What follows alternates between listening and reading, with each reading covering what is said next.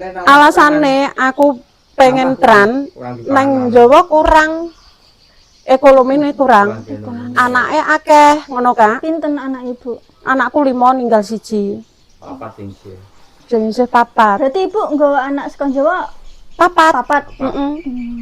Nang kene kabeh iki. Ini kene kabeh. Jadi karena sulit niku, jadi Ibu memutuskan ikut tran. Heeh. Pokoke goleki mantrine nang ndi?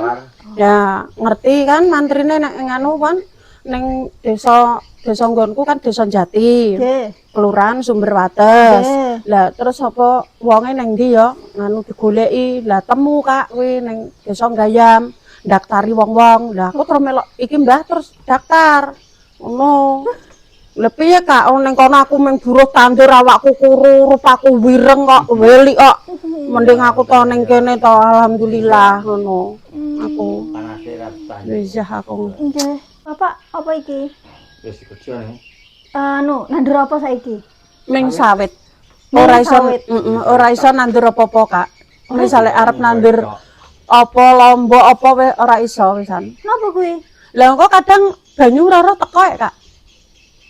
Lan kuwi dadi tuman-tuman iki dene kebanjiran. Pidekane banjir, Kak, kuwi. Oh, makane di ngonoke. Heeh, kuwi dideleh kono kuwi maune banjir.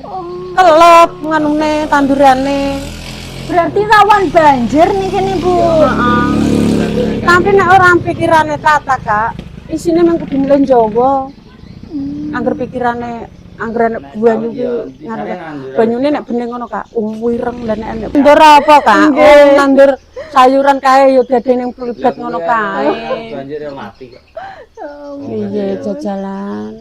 Masuk mlebu tran ki lho Kak. Mbah ki malah ngopeni sapine wong mata-mata to. Sapi, wedhus. Awale. Heeh. Yo. Lah kan tanah urung dibageke. Biyen. Oh, awal Ibu ning kene iki berarti urung dikei lahan. Lagi dhewe ingin iki tok. Agek dikei omahe Heeh, to.